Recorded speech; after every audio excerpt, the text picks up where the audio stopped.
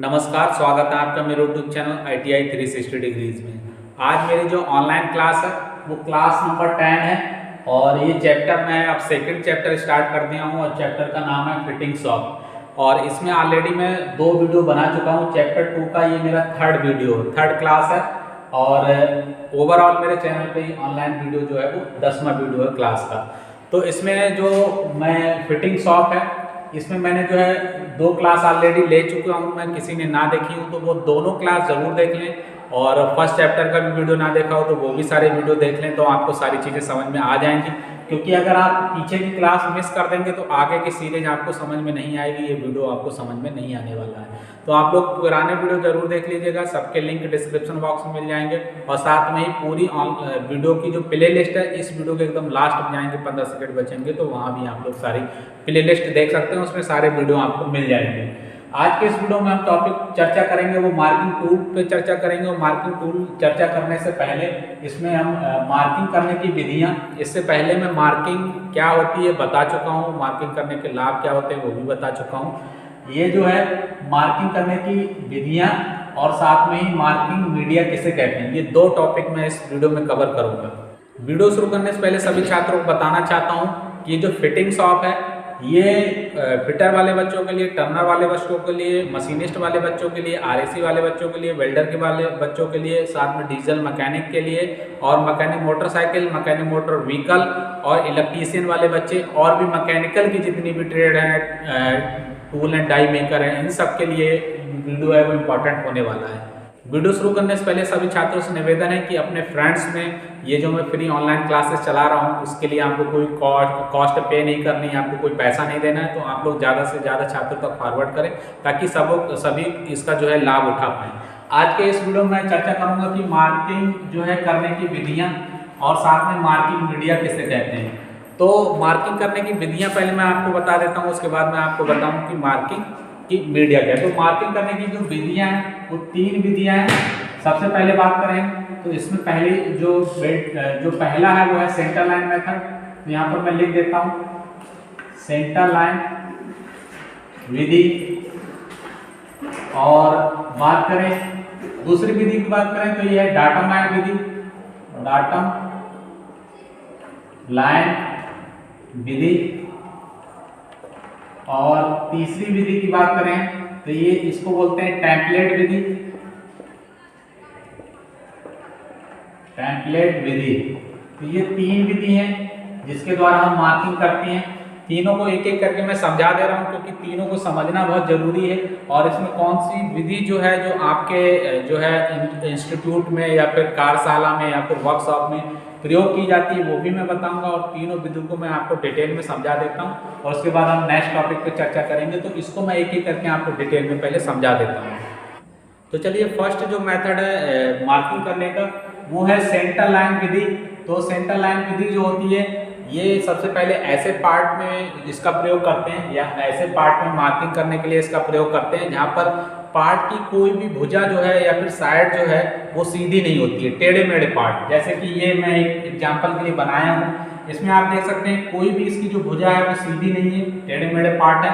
तो इसमें क्या करते हैं हम लोग, एक तो हम ये एक्स एक्सिस पे एक सेंटर लाइन जो हम बना लेते हैं, इसको सेंटर लाइन 1 दे देता हूँ। और वाई एक्सिस पे हम जो है एक सेंटर लाइन बना देते हैं, चलिए मैं इसको दे देता हूँ सेंटर लाइन 2। और ये जो 2 सेंटर लाइन है इनको मैं बेस बना के सारी डायमेंशनिंग करता हूँ। जैसे कि इस सेंटर लाइन से इसकी कितनी दूरी है, इस सेंटर लाइन से इसकी कितनी दूरी है, तो मान लो कि A दूरी है, B दूरी है। तो ये जो होता है सेंटर लाइन मेथड, इसका प्रयोग हम वहाँ करते हैं जहाँ पर जो जॉब हम बनाते हैं या जो सैंपल हम बना रहे हैं या वर्क पीस बना रहे हैं उसकी कोई भी भुजा सीधी नहीं होती है, टेढ़े मेढ़े पार्ट्स को बनाने के लिए हम इस सेंटर लाइन मेथड का प्रयोग करते हैं। और इसमें एक्स एक्सिस पे एक सेंटर लाइन खींच लेते हैं और वाई एक्सिस पे एक सेंटर लाइन खींच लेते हैं और उन्हीं दोनों को रेफरेंस मान के बाकी पूरी डायमेंशनिंग की जाती है। तो आई थिंक आपको ये समझ में आ गया होगा, टेढ़े मेढ़े पार्ट्स के लिए डायमेंशनिंग के लिए इसका प्रयोग करते हैं। एक एक्स एक्सिस पे एक वाई एक्सिस पे 2 सेंटर लाइन खींच लेते हैं और दोनों को बेस बना के पूरी मार्किंग करते हैं। तो ये चीज़ आपको समझ में आ गई होगी। चलिए अब हम जो नेक्स्ट विधि है डॉटम लाइन विधि उसका हम डिटेल में चर्चा कर लेते हैं। तो दूसरी जो विधि है वो डॉटम लाइन विधि है, और विधि का प्रयोग ऐसे पार्ट्स की मार्किंग करने के लिए किया जाता है जिसकी दो भुजाएं या फिर एक भुजा या फिर दो से ज्यादा भुजाएं सीधी होती है। जैसे इसमें देख सकते हो ये भुजा सीधी है, ये भुजा सीधी है।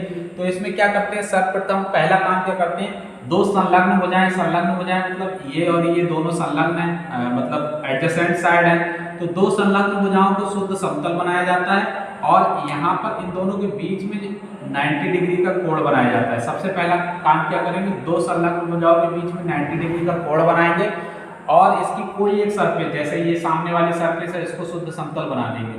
और ये जो दो भुजाएं मैंने 90 डिग्री पे बनाई हैं, शुद्ध समतल भी की हैं, इन्हीं दोनों भुजाओं को देखिए बेस मान के मैंने सारी मार्किंग की है। बेस मान के मतलब डॉटम मान के, इन्हीं दोनों भुजाओं को मैंने डॉटम माना है, बेस माना है, इन्हीं को मैंने क्या किया, इन्हीं के आधार पर पूरी मार्किंग की। जैसे मैंने इसको बेस माना है, डॉटम माना, तो देखिए इससे इसकी दूरी क्या है, डी है, और इससे इस लाइन की दूरी कितनी है, ई है, और इससे इस लाइन की दूरी कितनी है, एफ है। फिर मैंने इस लाइन को देखो शुद्ध समतल बनाया था, तो इसको भी मैंने बेस माना है। तो यहाँ से यहाँ तक की दूरी कितनी है, देखिए ए है, और यहाँ से यहाँ तक की दूरी कितनी है, देखिए बी है, और यहाँ से यहाँ तक की दूरी कितनी है, सी है। तो अगर मैं इसकी लंबाई और चौड़ाई की बात करूँ तो यहाँ पर इसकी जो लंबाई है, ये वाला जो भुजा है ये सी हो जाएगा, और ये वाली भुजा है ये एफ हो जाएगी, और ये जो खांचा है यहाँ से यहाँ तक कितना होगा, वो ये हो जाएगा। तो इसको एफ माइनस ई करोगे तो ये आ जाएगा। और ऐसे ही मैं मान लो कि ये वाला कितना साइड है, तो ई माइनस डी करोगे तो ये आ जाएगा, और ये वाला डी है। और ऐसे ही आप लोग निकाल सकते हो, इसको निकाल सकते हो कि बी माइनस ए करेंगे तो ये आ जाएगा, फिर सी माइनस बी करेंगे तो ये आ जाएगा। तो ऐसे करके आप पूरी डायमेंशनिंग कर सकते हो।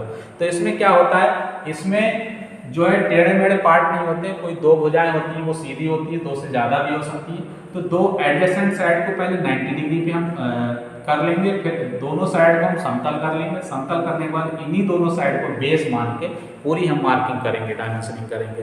तो यही जो विधि है वो ज़्यादातर आप लोग अपनी वर्कशॉप में प्रयोग करोगे। अभी बहुत सारे बच्चे जॉब बना रहे होंगे और बहुत सारे बच्चों ने एक तो जॉब बना भी ली होगी, मतलब प्रैक्टिकल किया होगा। तो ये वाली मेथड से आप लोग जो है अपने वर्कशॉप में, अपने ITI में ज़्यादातर जो मेथड प्रयोग होता है वो यही वाला मेथड प्रयोग होता है, और इसी मेथड से हम लोग पूरी डायमेंशनिंग या फिर पूरी मार्किंग करते हैं। तो मार्किंग करने की जो विधि है डॉटम लाइन विधि, ये आपके वर्कशॉप में ज़्यादातर प्रयोग होती है और यही विधि सबसे अच्छी मानी जाती है। चलिए आगे बात करते हैं तीसरी विधि, वो है टेम्पलेट विधि। उसके बारे में हम विस्तार से चर्चा कर लेते हैं। देखिए तीसरी जो विधि है वो टेम्पलेट विधि है। टेम्पलेट आप लोग समझते हैं, टेम्पलेट मतलब होता है किसी का टेम्पलेट देना या सैंपल देना। तो इसमें जिस चीज़ को बनाना होता है उसका सैंपल दिया जाता है। जैसे कि मान लो कि ये लोहे की मुझे कोई चीज़ बनानी है, तो इसका मुझे सैंपल मिल जाएगा। उस सैंपल को क्या करूँगा, जिस लोहे के टुकड़े पे मुझे बनाना है वहाँ पर इसे रखूँगा, और स्क्राइबर की सहायता से मैं ऐसे करके, जैसे आप यहाँ से मैं मार्किंग कर रहा हूँ ऐसे, तो मैं ऐसे करके क्या करूँगा, इसकी मार्किंग खींच दूंगा, फिर ऐसे करके इसको काट लूँगा। तो ये विधि बहुत सिंपल है, इसमें कुछ नहीं है। आपको एक टेम्पलेट दिया जाएगा, जैसे कि नाम से पता चल रहा है टेम्पलेट इसमें मिलता है। उस टेम्पलेट को जिस धातु का मुझे वो बनाना रहता है उस पर रखता हूँ, और स्क्राइबर की सहायता से ऐसे निशान खींच के मार्किंग कर देता हूँ। तो पूरी मार्किंग हो जाती है, उसके बाद उसी के हिसाब से आगे काम होता है। तो ये जो टेम्पलेट विधि होती है या सैंपल विधि इसे मानो, ये विधि सबसे अनएक्यूरेट मानी जाती है। क्योंकि जैसे मैं आपको एग्जांपल के लिए बताऊं, ये डस्टर मुझे बनाना है, काटना है किसी, तो जैसे मैं इसमें मार्किंग कर रहा हूँ, ये देखिए मैंने मार्किंग बनाई, तो ये मार्किंग है ये एग्जैक्ट नहीं होगी। या तो हम पेन को सीधा करेंगे तो मार्किंग क्या होगी, जितना इसका साइज होगा उससे ज़्यादा ही ये जो है मार्किंग होगी इसकी। तो ये जो टेम्पलेट मेथड होता है ये इतना एक्यूरेट नहीं माना जाता है, और इसका प्रयोग बहुत कम ही हम करते हैं। ज़्यादातर हम अपने वर्कशॉप में प्रयोग करते हैं वो डॉटम लाइन मेथड का ही प्रयोग करते हैं, और वही सबसे एक्यूरेट माना जाता है। टेम्पलेट विधि का प्रयोग हम अपने वर्कशॉप में नहीं करते हैं। तो आशा करते हैं कि तीनों विधियों के बारे में आप बहुत अच्छे से समझ गए होंगे। कोई भी कंफ्यूजन होता है तो आप लोग कमेंट बॉक्स में कमेंट करिए, हम आपको समझाने की कोशिश करेंगे। चलिए नेक्स्ट टॉपिक चर्चा कर लेते हैं। नेक्स्ट टॉपिक है मार्किंग मीडिया।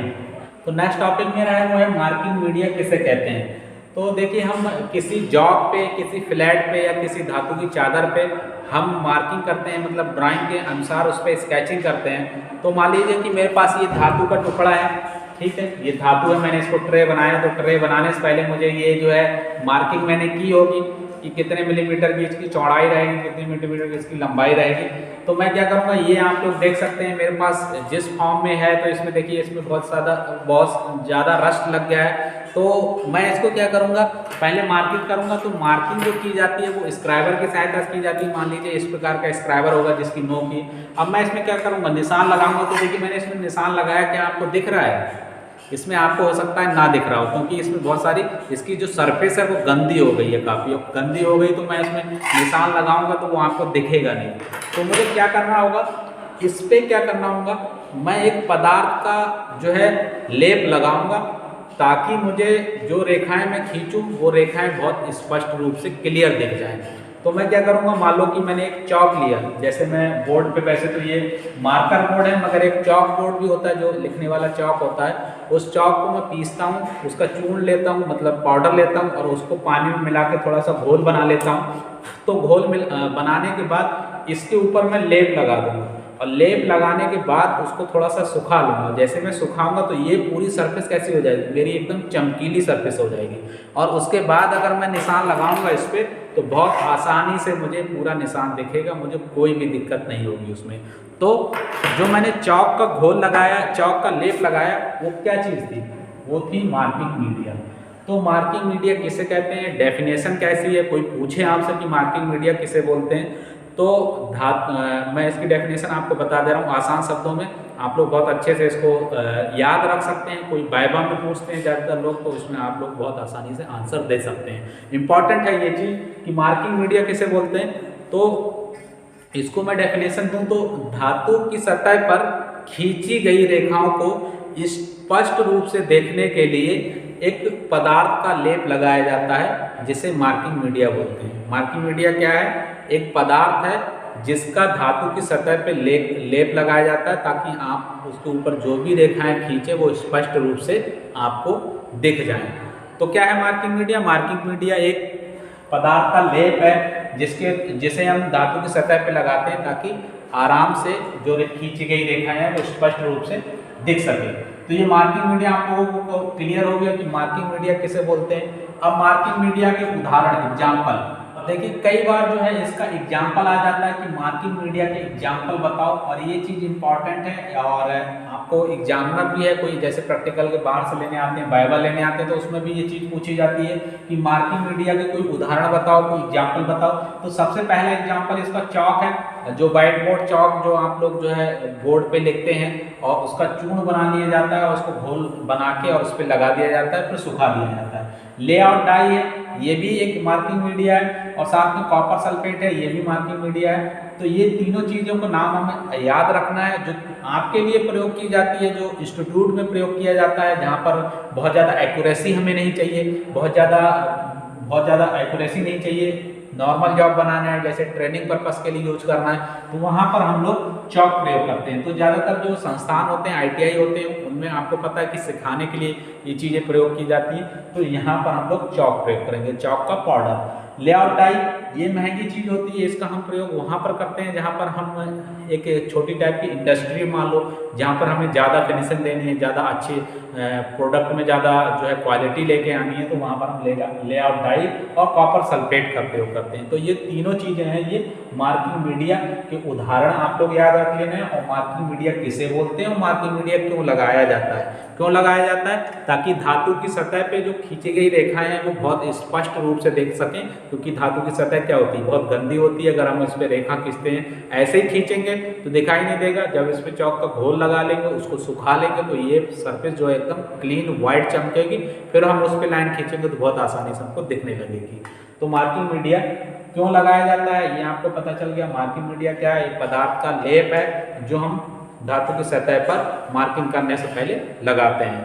तो आशा करते हैं कि इस वीडियो के माध्यम से हमें आपको जो है मार्किंग करने की विधियां और मार्किंग मीडिया किसे बोलते हैं, मार्किंग मीडिया क्यों लगाया जाता है, मार्किंग मीडिया के एग्जाम्पल, उदाहरण, ये सारी चीज़ें बहुत अच्छे से समझ में आ गई होंगी।